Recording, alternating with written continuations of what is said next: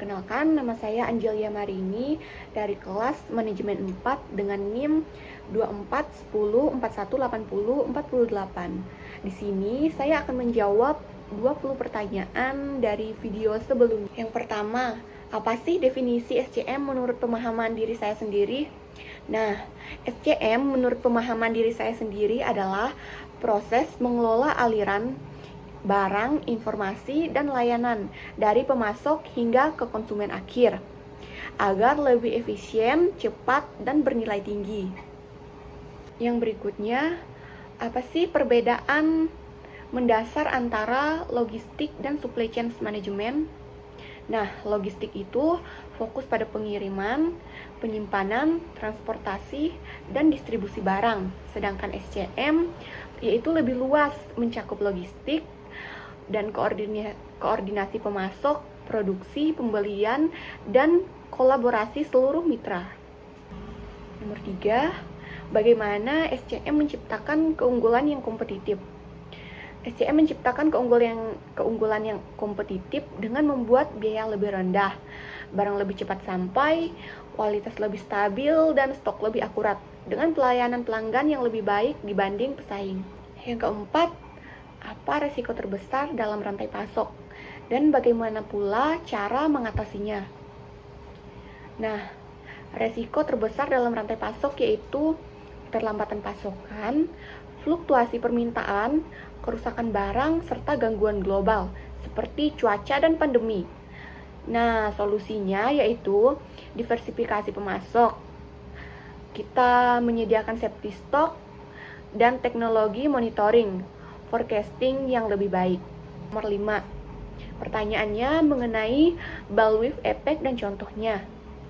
Bullwhip effect merupakan kondisi ketika perubahan kecil pada permintaan konsumen menyebabkan perubahan besar pada pesanan di tingkat pemasok. Contohnya, kenaikan 5% di retailer, kenaikan 20% di distributor, dan kenaikan 40% karena takut stok habis. Nomor 6, yaitu mengenai peran IoT dalam inventaris. IoT dapat memonitor stok otomatis, memberikan notifikasi ketika stok menipis, serta melacak lokasi barang secara real time, dan mempercepat keputusan. Nomor 7, peran demand forecasting dan metode paling efektif. Forecasting memprediksi permintaan agar produksi, pembelian, dan distribusi efisien. Metode paling efektifnya yaitu time series, machine learning, moving average, dan exponential smoothing. Nomor 8, kapan perusahaan harus melakukan outsourcing atau 3PL?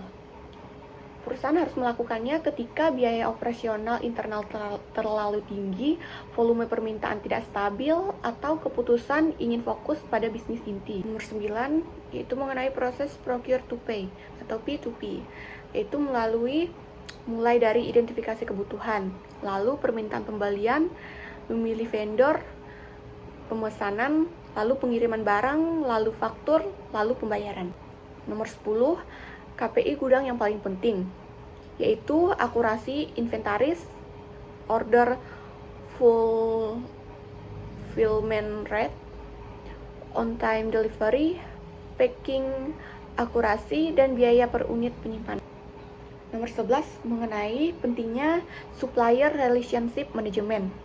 Ya, itu memang penting karena supaya pemasok dapat memberikan kualitas terbaik, harga stabil, pengiriman tepat, waktu, dan kolaborasi jangka panjang yang lancar. Nomor 12, menyeimbangkan biaya dan kualitas pemasok, yaitu dengan mengevaluasi pemasok secara berkala, kontrak jangka panjang, serta negosiasi win-win dan audit kualitas. 13, mengenai Green Supply Chain Management. SCM yang menerapkan. Yang ke-14, mengenai memastikan etika dan standar lingkungan pada pemasok luar negeri, yaitu dengan audit pemasok, sertifikat ISO atau ISO, inspeksi rutin, kode etik pemasok, dan tracking melalui teknologi. 15, mengenai peran kolaborasi marketing dan SCM, yaitu marketing memberi data permintaan pasar, SCM menyesuaikan produksi dan distribusi. Kolaborasi ini memastikan ketersediaan barang. 16, yaitu peran AI dalam optimasi SCM, AI dapat memprediksi permintaan, mengoptimalkan rute pengiriman, mengurangi biaya, dan memantau risiko secara real time. Nomor 17, teknologi blockchain dan potensinya. Blockchain adalah sistem pencatatan transparan yang tidak bisa diubah. Potensinya meningkatkan transparansi asal barang, mencegah manipulasi data, dan mempercepat proses dokumen. 18.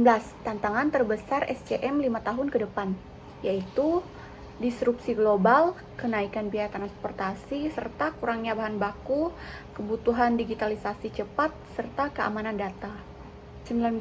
Mengenai keputusan sebagai manajer SCM pada saat pandemi, yaitu dengan meningkatkan safety stock, mencari pemasok alternatif, serta memperkuat digitalisasi supply chains, dan memprioritaskan produk paling penting.